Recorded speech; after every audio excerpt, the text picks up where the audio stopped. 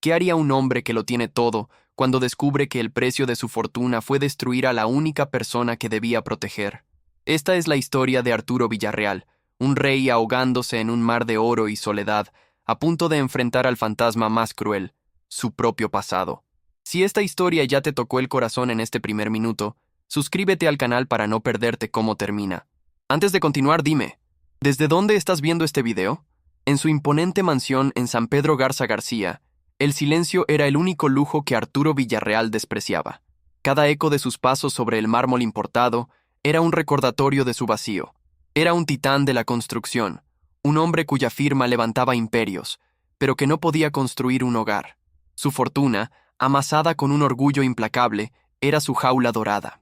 Por las noches, se sentaba solo en su estudio, con un vaso de tequila en la mano, mirando un espacio vacío en la pared donde antes colgaba un retrato familiar.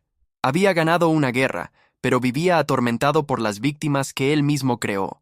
Fue durante una visita rutinaria a uno de sus nuevos desarrollos industriales que el destino, o quizás la justicia divina, le asestó el golpe. El sol de la tarde golpeaba el asfalto mientras él, desde la seguridad de su auto con chofer, observaba el ir y venir de los trabajadores al final de su turno. Entonces la vio. Una joven saliendo de una fábrica textil, con el cansancio grabado en su rostro, pero con una dignidad que desafiaba su humilde apariencia. El reconocimiento fue instantáneo, un relámpago que partió su alma en dos. El tiempo se detuvo, y el mundo ruidoso de su éxito se desvaneció.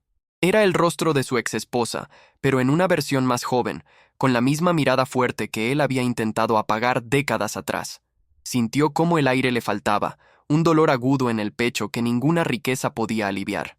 Era su hija, la hija a la que había condenado al olvido. Movido por un impulso que mezclaba terror y una extraña esperanza, ordenó a sus hombres una investigación discreta, pero exhaustiva.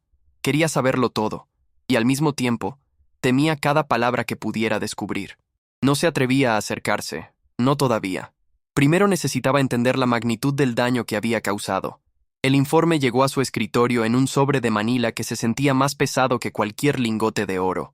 Lo abrió con manos temblorosas, el corazón martillándole en los oídos. El nombre en el archivo era Sofía Morales, y cada línea de texto era una puñalada a su conciencia. La vida de su hija estaba detallada en frías y crueles palabras. Los turnos dobles en la fábrica, la lucha incansable de su madre para darle una educación modesta, la enfermedad que se llevó a su exesposa y las deudas médicas que dejó como una pesada herencia sobre los hombros de Sofía. Arturo leyó cómo su hija, su propia sangre, había sacrificado sus sueños para pagar deudas que él podría haber saldado con las migajas de su fortuna. Cada detalle era un espejo que le devolvía la imagen del monstruo en que su orgullo lo había convertido. No había encontrado a una extraña. Había encontrado la prueba viviente de su pecado. Se derrumbó sobre su escritorio, el informe arrugado en su puño, y por primera vez en 30 años Arturo Villarreal lloró. Lloró por la mujer que aplastó, por la hija que abandonó y por el hombre que había perdido en el camino. El rey estaba desnudo en su castillo sin alma. La pregunta que ahora lo consumía no era si debía ayudarla, eso era una certeza. La verdadera pregunta, la que lo mantenía despierto en la oscuridad de su mansión, era mucho más terrible. ¿Cómo se atrevía a aparecer en su vida?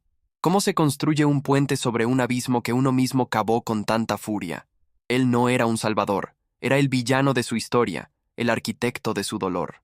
Acercarse a ella se sentía como un acto de egoísmo supremo, otra forma de usar su poder para calmar su propia conciencia. El misterio que lo ahogaba era si el perdón era posible para un error tan imperdonable.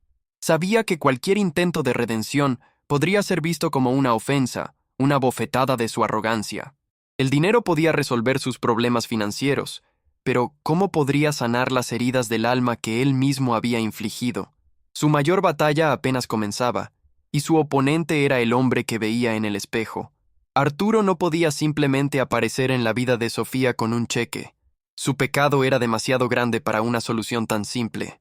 Con la astucia que lo hizo millonario, creó una fundación de fachada, un instrumento anónimo para comenzar a reparar el daño que había hecho, ladrillo por ladrillo. A través de esta fundación, saldó las deudas que asfixiaban a Sofía. Una mañana, ella recibió una carta oficial, con un lenguaje impersonal, informándole que un benefactor anónimo había liquidado todos sus pendientes. Sofía la leyó una y otra vez, con incredulidad y un nudo en la garganta. No entendía el porqué, pero por primera vez en su vida sintió que podía respirar. Esa noche, en su pequeño departamento, lloró de alivio, agradeciendo a un extraño sin rostro por un milagro que le devolvía la esperanza. Desde lejos, Arturo sentía una mezcla de alivio y una profunda vergüenza. Su dinero había aliviado la carga, pero la distancia lo consumía. Necesitaba verla, escuchar su voz. Orquestó un encuentro, presentándose como el director de la fundación, un hombre mayor interesado en conocer a los beneficiarios de su programa. Eligió un pequeño café en el centro, un lugar neutral. Cuando Sofía entró, su corazón se detuvo. Era aún más impresionante en persona. A pesar de su ropa sencilla, irradiaba una luz que la riqueza de Arturo jamás podría comprar. Él se levantó, nervioso, extendiendo una mano que temblaba ligeramente. Se presentó con un nombre falso, sintiéndose un impostor. Ella, agradecida y curiosa, aceptó su invitación a sentarse. Le habló de su vida, no con autocompasión, sino con una fuerza admirable. Le contó historias de su madre, de cómo le enseñó a leer, de los sacrificios que hizo para que nunca le faltara un plato de comida en la mesa. Arturo escuchaba en silencio. Cada palabra era una caricia y una herida al mismo tiempo. Veía en los ojos de Sofía el reflejo de la mujer que él había amado y destruido. Mi madre siempre decía que el rencor es un veneno que uno se toma esperando que el otro muera, dijo Sofía con una sonrisa melancólica. Él sintió que esas palabras le atravesaban el corazón como dagas. Ella hablaba de su padre como una sombra, un hombre poderoso y cruel que las había borrado de su vida. No sabía que estaba sentada frente a él, y esa ignorancia era la bendición y la maldición de Arturo. Se encontraron varias veces más. Arturo, bajo su falsa identidad, se convirtió en un confidente, una figura paterna que ella nunca tuvo. Él le dio consejos, la animó a volver a estudiar, a soñar con un futuro más allá de la fábrica. Y con cada gesto de bondad, el peso de su mentira se volvía más insoportable. Sofía comenzó a confiar en él, a ver en ese hombre de ojos tristes a un ángel guardián. Le compartió sus miedos y sus esperanzas, abriéndole su corazón, sin saber que cada latido era un eco del corazón que él mismo había roto hacía tantos años. La conexión entre ellos se hizo profunda, pero estaba construida sobre cimientos de engaño. Una noche, atormentado por las historias de Sofía, Arturo subió al desván de su mansión, un cementerio de recuerdos que había evitado durante décadas. Buscaba algo, aunque no sabía qué. Encontró una vieja caja de madera, cubierta por el polvo del tiempo. Dentro estaban las pertenencias de su exesposa. Con manos temblorosas, sacó un fajo de cartas atadas con un listón descolorido. Eran las cartas que ella le había escrito justo antes de su amargo divorcio, cartas que él, en su furia ciega, se había negado a leer. Ahora, bajo la luz tenue de una lámpara, las leyó. La verdad que revelaron lo aniquiló. La supuesta traición que había alimentado su ira durante 30 años había sido un malentendido catastrófico. Era una súplica de ayuda, un grito desesperado que su orgullo herido había interpretado como un ataque. Ella no lo había traicionado, lo había necesitado, y él le había dado la espalda. Dale like si crees que Arturo debe encontrar el valor para confesar la verdad, y si piensas que el amor de una hija puede perdonar la peor de las traiciones. El suelo desapareció bajo sus pies. Su última justificación, el pilar sobre el que había construido su torre de resentimiento, se hizo polvo. Su crueldad ya no era una reacción a una herida, sino un acto de pura y despiadada villanía. El monstruo no había sido creado por nadie más que por él mismo. Esta revelación lo cambió todo. Ya no se trataba de ayudarla desde las sombras. Se trataba de enfrentar la verdad, por más devastadora que fuera. Merecía saber quién era él, qué había hecho y, sobre todo, por qué. La mentira que los unía se había vuelto una ofensa mucho mayor, pero el miedo lo paralizaba. Se había acercado a ella. Había visto la bondad en su corazón, un corazón que él no merecía. Cada palabra amable que ella le decía ahora se sentía como una brasa ardiente sobre su piel, un recordatorio de que él era la causa de cada cicatriz que ella llevaba. Se encontraba en una encrucijada imposible, un dilema que amenazaba con destruirlo por completo. El frágil vínculo que había construido era lo único que le daba sentido a su vacía existencia. Era un sorbo de agua en el desierto de su soledad, pero estaba envenenado por su engaño. La pregunta que lo carcomía era devastadora. ¿Podría confesar su pasado monstruoso, sabiendo que la verdad podría destruir a la única persona que lo había hecho sentir humano de nuevo?